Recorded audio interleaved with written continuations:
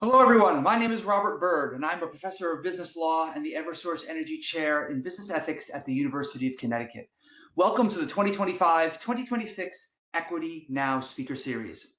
This series explores how the rule of law advances important goals of diversity and ethics in modern society. This event is also co-sponsored by the University of Connecticut Institute for Systems Genomics. I would like to thank the Pamplin College of Business at Virginia Tech, the Kelley School of Business at Indiana University, the Fox School of Business at Temple University, the Questrom School of Business at Boston University, and the Academy of Legal Studies and Business for their affiliation and support.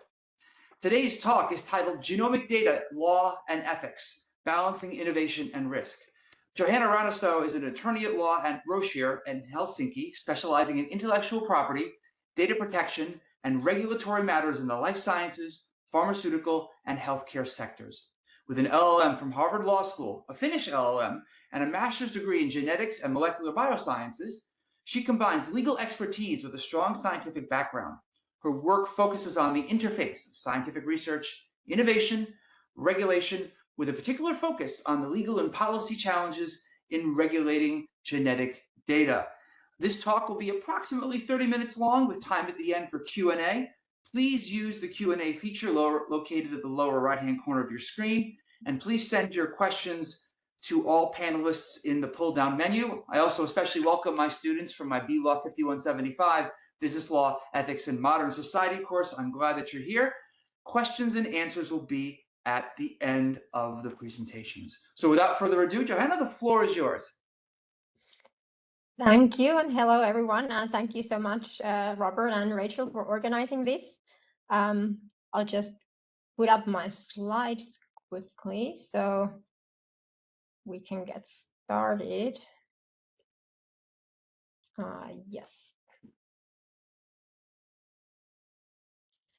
So yes, I'm very excited to speak with you today about one of my favorite topics, which is the regulation of genomic data and the way it requires both scientific and ethical assessment in order to strike a fair balance between promoting innovation and research on the one hand and protecting individuals and groups from unwarranted risks on the other hand. Today, my goal is to give you an overview of the legal and ethical aspects that should be considered when contemplating uses of genomic data, and to introduce the most important choices and evaluations that must be made when building frameworks for genomic data use, be that in academic research or in a business environment. So today's theme is the balancing of innovation and risk. So I'll start with first discussing why we even need balancing. So if you read the news or even academic papers that deal with genomic data and ethical ways to use it, you will find lots of discussion of risks, sometimes situations where individuals have lost control of their data in a way that seems unfair, or they have consented to something they did not fully understand. And these cases often lead to calls for stronger data protection rules, stronger consent requirements, and more consent options for individuals. My perspective in talking about and writing about genetic and genomic data, however, has usually been from the perspective of how to enable broader use of genomic data. And I frequently get the question of why not just maximize security and data protection and the options given to research participants. Like, shouldn't we do everything we can to prevent potential abuse scenarios? Well, if we go with this mindset and then, for example, try to figure out how genomic data should be stored in practice, we'll find out that no information system is 100% secure. And there is always a chance, even if it is very small, that systems fail, a human makes a mistake, or someone with malicious intent manages to infiltrate the systems. So there will always be some kind of risk that something bad happens. So if we don't accept that there is a risk, then there can really be no genomic research, right? So it all boils down to the ethical question of what level of risk we consider acceptable, which requires weighing the risks and opportunities in genomic data use. Doing an informed assessment of these issues and reaching justified conclusions requires some level of quantification of the risks. So here we will take a closer look at what the risks are and how they can be broken down and used as part of legal and ethical assessments. So first, on a very high level, what are the risk scenarios that typically arise when discussing genomic data? First, there is the risk that individuals can be identified. Then there is a risk that sensitive information could be revealed. Then there's a risk that data will be used for bad purposes, for example, abuse to harm individuals.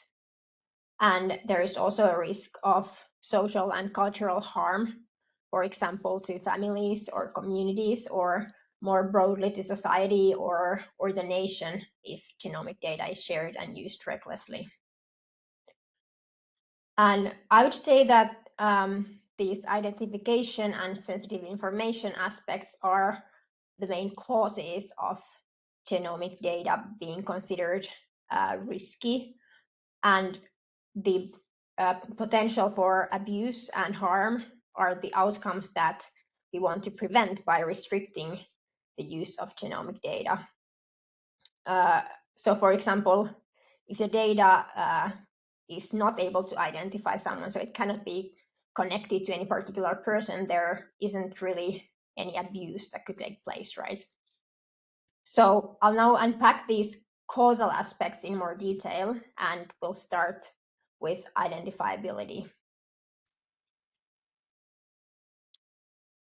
From a legal perspective, identifiability is a central issue because many privacy laws have the starting point that if the data does not identify an individual, there is no need for privacy protection, and the data can be shared freely and used for research and commercial purposes. From a practical perspective, deciding whether a particular dataset is identifiable or not is a tricky exercise that requires one to go deep into the properties of the data and data processing. The first level to be observed here is the data uniqueness, meaning whether the data can actually single out someone or whether the same attributes are shared by multiple people. If we're talking about full genome data, the starting point is that it will always be unique to the individual, but sometimes there are data sets that only look at a specific portion of the genome. And for that kind of smaller data sets, it's possible that the data is actually similar between multiple people. Yet even in those cases, there is often some kind of demographic or health data accompanying the genetic or genomic data that makes the data entry as a whole unique. But it could be considered already at the point of data collection whether some of the more identifying attributes could be left out or whether they are really necessary for the research if we want to reduce the chances of identification. The second thing to consider is what the actual ways to identify the research participant are. Assuming that the data itself is at least de-identified, meaning that it does not include a person's name or other directly identifiable information, there can be different ways that it could still be matched with a particular person. This could happen, for example, by analysis of a corresponding sample from the same person, or by matching the demographic attributes in the dataset to a specific person, or by other more complicated analytical methods. Not all of these scenarios are very likely, but the potential scenarios should be analyzed and recognized in order to have a realistic idea of the risks of identification. Then there is the possibility to anonymize data, or at least to attempt to anonymize it. Even though genomic data is identifiable as such, there are methods that have been developed and are being developed to reduce the risks of identification based on genomic data. So perhaps such anonymization steps could be introduced as part of the data processing flow without distorting the quality of the data. These could be similar to existing pre-analysis processing steps that are used to prepare data for the actual analysis. Then as a final level, we have the practical risk of identification. So if identification is understood broadly, it also encompasses evaluating who has access to the data, how carefully access rights are controlled, and what other security measures are in place. Data security measures, of course, do not as such reduce the identifiability of the data, but robust security measures reduce the practical risk of identification taking place. This overview shows that identifiability or the risk of identification as a legal starting point is not a black and white question of whether the data is identifying or not, but it's actually an ethical and even political question of what an acceptable risk of identification looks like and what should be done in practice to reduce the risk to a level that we're comfortable with, and whether there is a risk level that is so low that privacy regulations do not need to apply at all. So this is identifiability. Let's now move on to unpack the sensitivity of genomic data. The traditional starting point has been that genetic data is always very sensitive and private, but both the actual and the experience sensitivity tend to depend a lot on things such as the context and content of the data that is used. So this relates to a scenario where perhaps the data is identifiable, but the information it provides is not considered that sensitive necessarily. So that overall, the risk profile could be adjusted accordingly.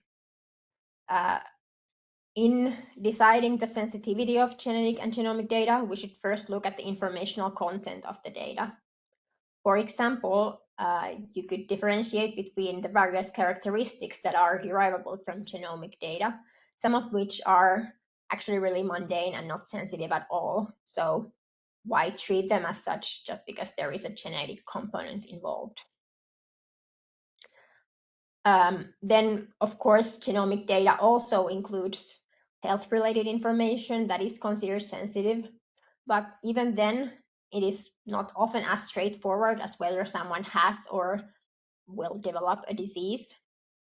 A lot of the time, scientists are dealing with relatively low statistical associations, which can maybe be translated into an assessment of, for example, slightly increased risk of a particular disease. But this kind of information is not very actionable, even if it is considered private. So again, there is potential for arguing that some of these kinds of likelihood-based genetic assessments are not all that sensitive, particularly if the link between the genetics and the trait that is being explored is weak or not fully established, or if there is no plausible explanation for causality. Then if we look at the potential harm that can result from the disclosure of genomic data or test results, we see that the level and type of harm also depends on the type of information that the data reveals. For some types of information, there could be a real risk of discrimination or social stigma that could have a huge impact on a person's life. But for other types of information, the potential harm is much more abstract, perhaps only a so-called privacy loss, meaning that the only harm that takes place is the person being displeased with the data being shared or known by someone. And this potential for harm will also impact the overall assessment of whether the underlying genomic data is sensitive and how vigorously it should be protected. When we analyze these factors, we will see that different datasets used for different purposes have different levels of sensitivity, even when they all contain genomic data. For example, if a research project is about historical migration patterns of humans and genomic data is used for this analysis, I think many people would agree that the results are not going to be inherently that sensitive because they do not reveal any meaningful characteristics of the research participants themselves. But there are also different levels of sensitivity in research that deals with the participants directly. For example, I know a research group that is working with the genetics of musicality. So they're analyzing genomic data to try to explain why some people are more musically talented than others. Their research datasets will have personal information about the participants, but at the same time, most people would also agree that knowing whether someone is more or less musically inclined, either genetically or otherwise, is not particularly invasive or personal in our society.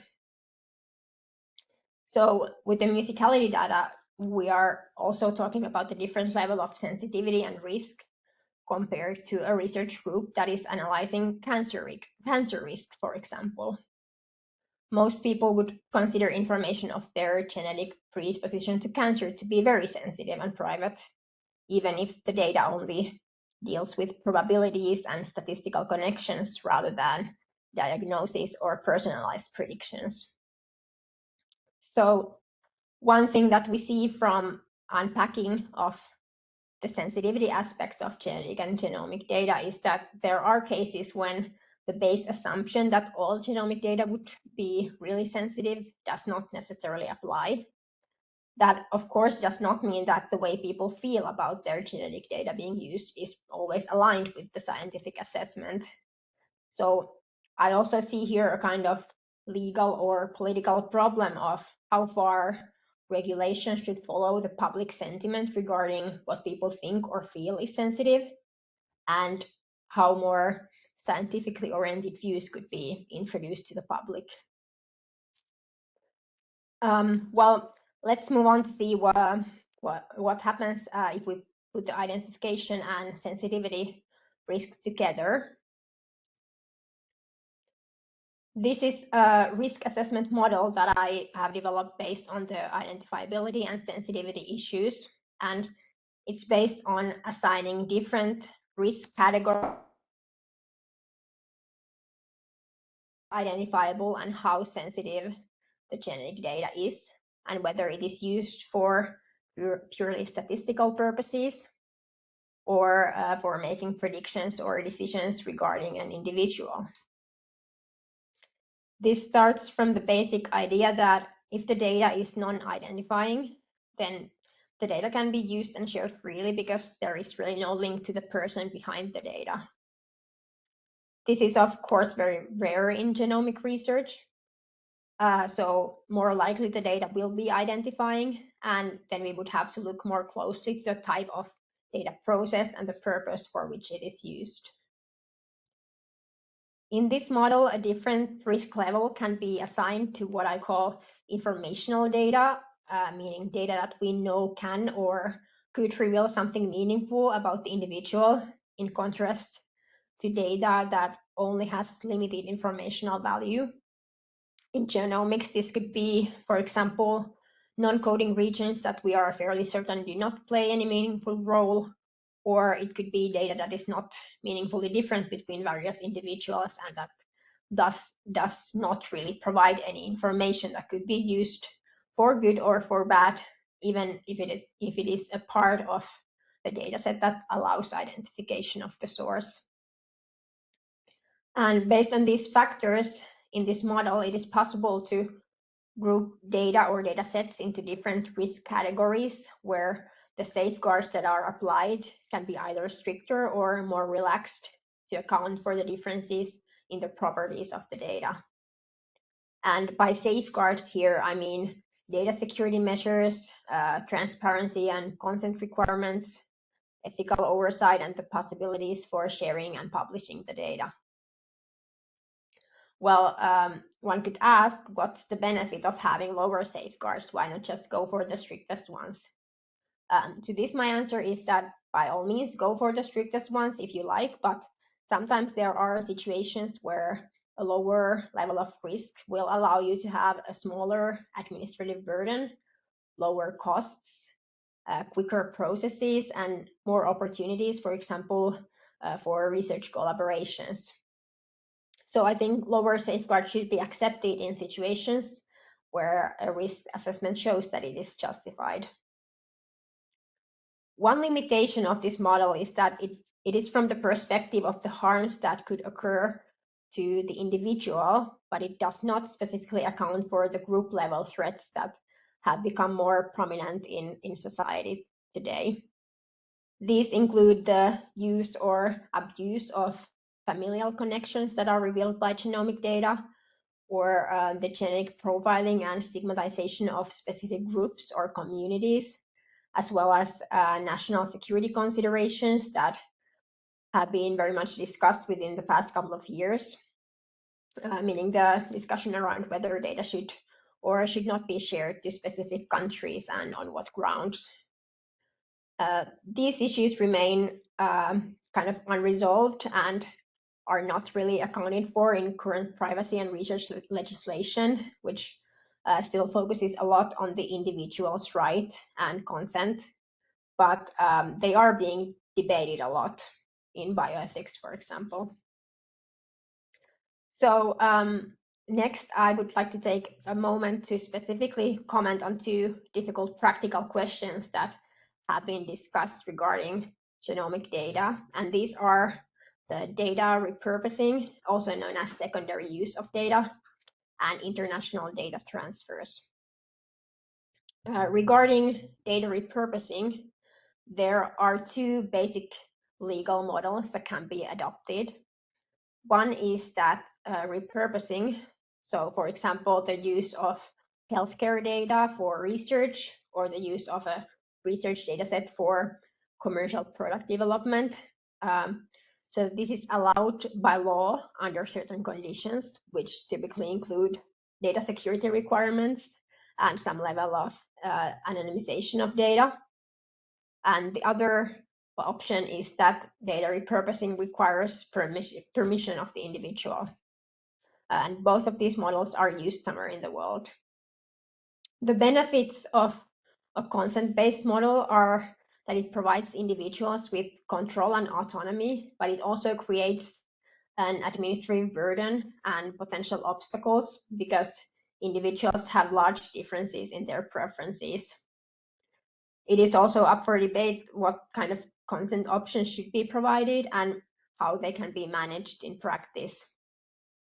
It's not feasible to personalize everything in large datasets, but automated processing can in turn make it possible to provide more choice options without it being a huge burden to data administrators.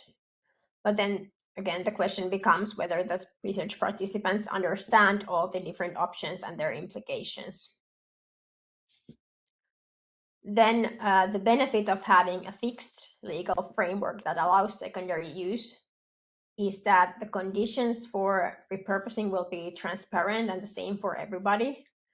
But some people will argue that this does not fully respect individual autonomy if there is no option to withdraw or prohibit the use of your data. This kind of legally allowed data sharing often also requires some level of anonymity of the data, which then boils down to the issues around identifiability and what is anonymous enough and from whose perspective that should be assessed. So this solution also has many aspects that can be debated from legal, ethical, and scientific perspectives. With regulating international data transfers, we are also trying to safeguard against losing control of how personal data is used, and in this way to protect individuals and groups from whom the data originates. When data is transferred abroad, it can often be shared and accessed according to the laws of the destination, and agreements cannot always override the national laws regarding when access by authorities, for example, may take place. So ascertaining whether the data would be sufficiently protected is a very difficult task that requires understanding the laws and practices of another country, and not everybody has the resources to carry out such evaluations. Additionally, in international data transfers, the group level interests like protection of national security or national genetic resources often become more prominent. So some of the rules that are in place or that are being discussed in this space might not be motivated by privacy considerations alone, but also these societal and even protectionist values are at play. So at their core, both of these practical issues also involve balancing between protection of individual privacy and individual choice on the one hand, and the collective interests of the society on the other. In data repurposing, the collective interest tends to be towards broader and more lenient data use, whereas in international transfers, the trend is a bit to the other direction, so that countries are increasingly waking up to seeking to control where the data of their citizens is being transferred.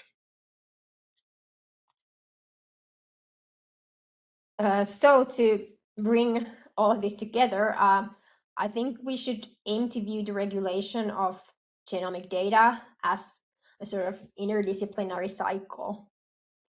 The scientific reality and practices should inform the ethical assessments that aim to create the best practices for addressing the real-life challenges that arise. The ethics, in turn, should inform legislation, which should be written so that it sufficiently enforces the best practices while also accounting for what is practically possible and leaving some room for case-specific assessments and adjustments due to developments in scientific understanding. Then again, practice is shaped by the law because scientists must figure out how to turn the legal standards into practical solutions, such as in the case of anonymization and the question of when data can be considered anonymous or not. Then we can again evaluate the adopted solutions from an ethical perspective and consider if the assumed level of risk is appropriate or whether the law should be amended to enforce more ethical practices. So the ethical balance that I keep talking about is not a kind of magic trick. It requires active choices and dynamic judgments regarding what is important and what is acceptable. And not only from an individual's perspective, even though respect for each human being and their autonomy is obviously the foundation for bioethics, but I think it is allowed and even recommendable to also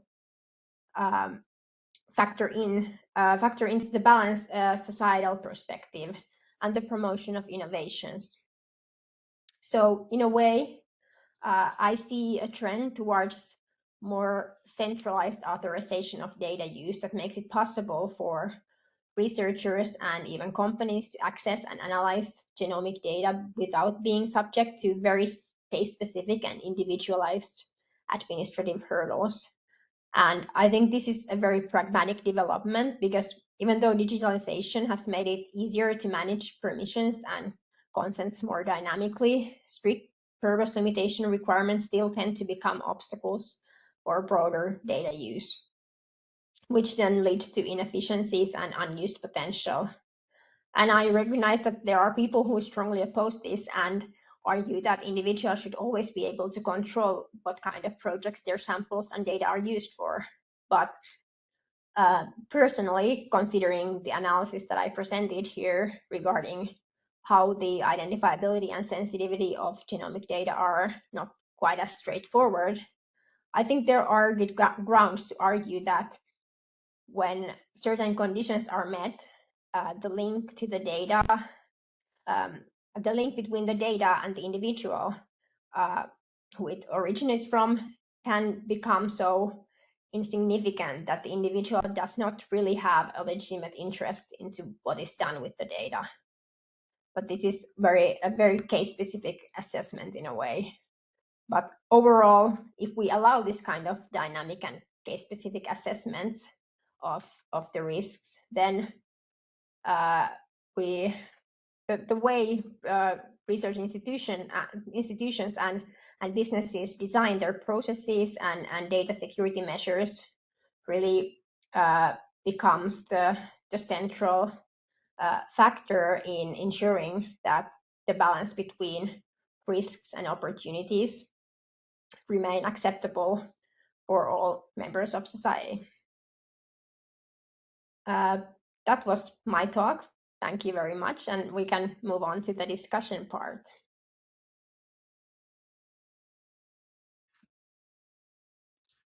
Excellent. Thank you so much. That was informative and certainly sensitive to the number of differing interests in genomic data, ranging from business use to the need for privacy, to the benefits of society, of research and other scholarly investigations. So I think this is something certainly that people can learn from. And every one of us has genomic data, and it's only a matter of time, I think, that our information will be used in some way, directly or indirectly, for the advancement of science. So what I'm going to do is I'm going to ask a couple of questions on my own. I've been told by one of the attendees that the chat function is off. So Matt, if you could take a look at that to see if you can turn it on. So it seems like they're unable to contact us. And while that's being done, I'll ask some questions about your interesting presentation. So as you are based in Finland, I suspect that your primary focus is either Finnish law or the law of the European Union related to the use of genomic data. What are some of the key characteristics of regulation in the EU that influence these decisions? And what is your opinion on whether European Union regulation is either too strong in protection or is too weak that does not allow for individual rights to assertion? So your view from across the pond. Yes. So I think the key characteristic of the European regulation is that we have the General Data Protection Regulation, which is the all-encompassing privacy regulation that applies everywhere in the European Union, which then has various issues, but also sort of tries to harmonize these issues across the EU, but also sort of makes it very difficult to amend things very quickly because the interpretations are bound by the Court of Justice of the European Union and the sort of the general privacy case law that they have. So, for example, if we're talking about genetic data, then it becomes quite difficult to argue that the interpretation should be amended or be different from other types of data. But we now have this new regulation called the what is it called?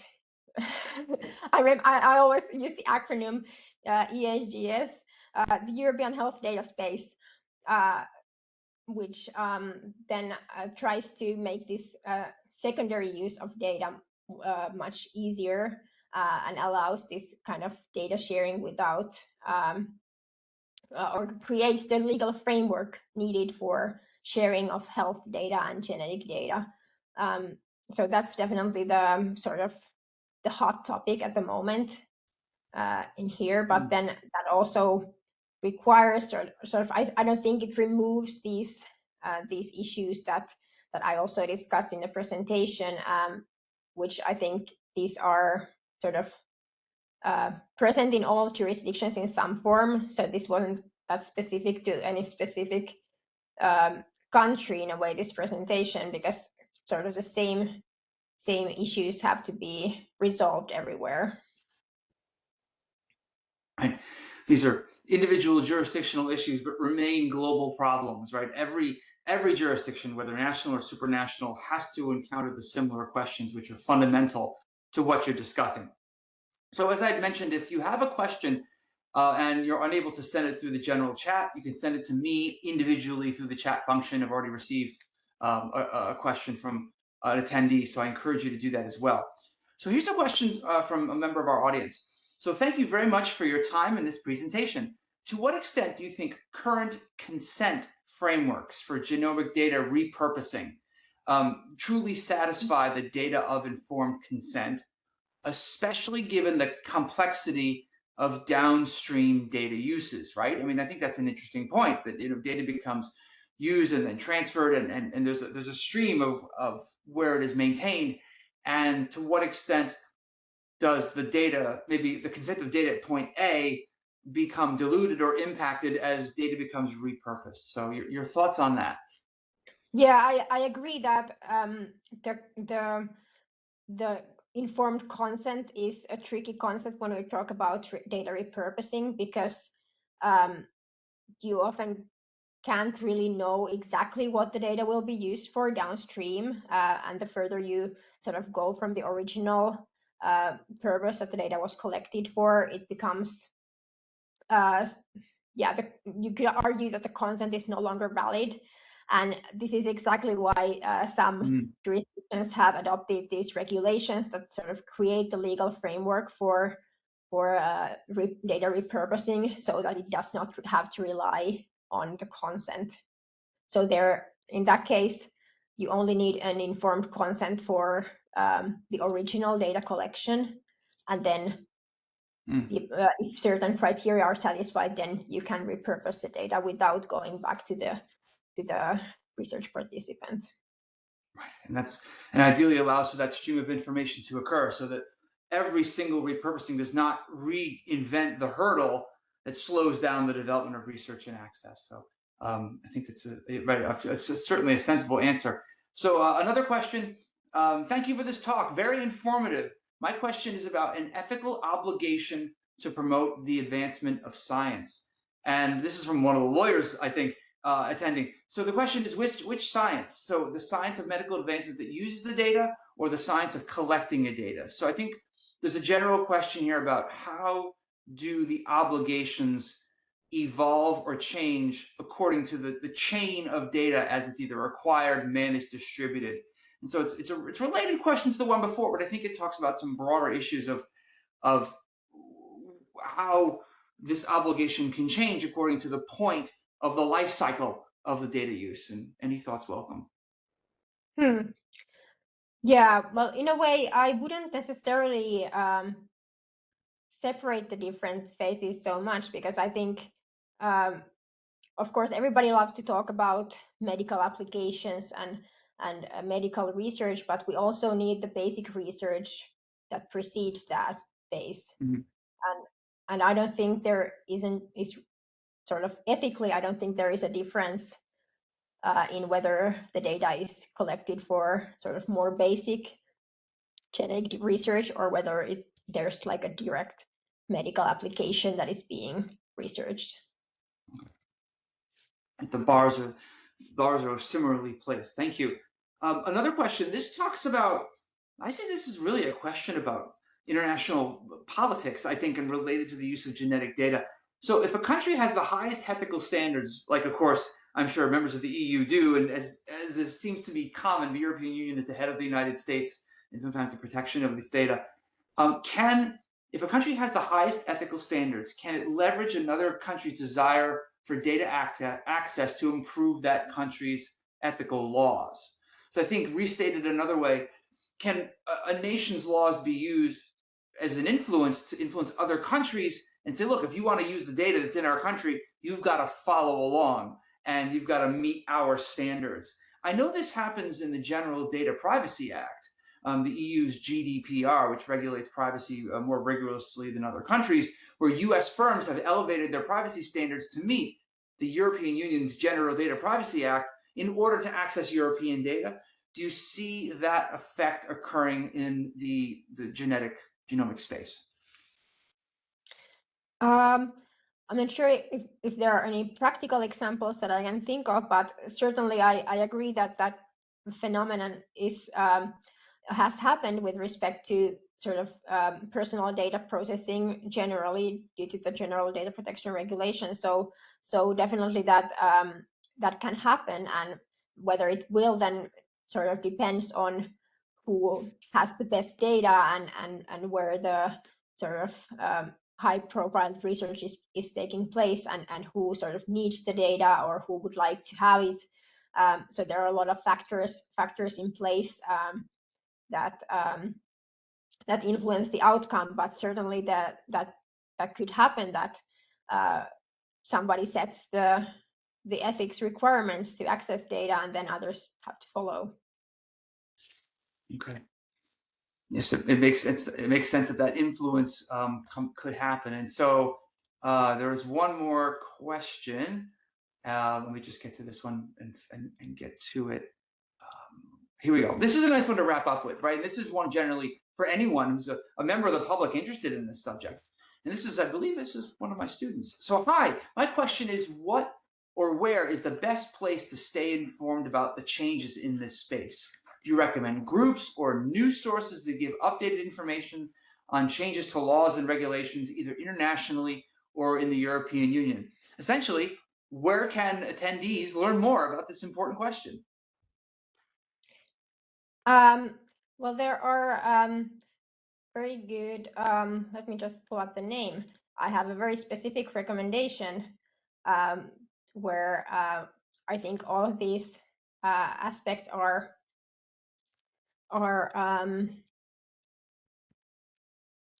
being discussed very and reported, and that's the Global Alliance for Genomics and Health, GA for GH. I think that's I think that's a very good resource to start with, to sort of get an idea of how these issues are managed in practice. Mm-hmm. Good. I'll put that in the link. I think it's ga4gh.org. And the main page says, yes. Unlocking the power of genetic data to benefit human health. And so a good place to have these discussions. I think an important resource, no doubt. So this, I think, was a most informative presentation. Do I have one other question? Okay. So, and I think we're done with the questions that we have. So thank you so much for your time. Thank you, Dr. O'Neill, for collaborating on this important event. I think the intersection between law, genomics, and ethics is a prominent one, and the debate and discussion will certainly continue. This is not the last we've heard of this issue. So we will conclude. Thank you so much, everyone, for attending. I look forward to seeing you next time at the next Equity Now speaker event. And for those of you that are in my class, I look forward to seeing you next week. Thanks so much for your time and attention, and enjoy the rest of your day.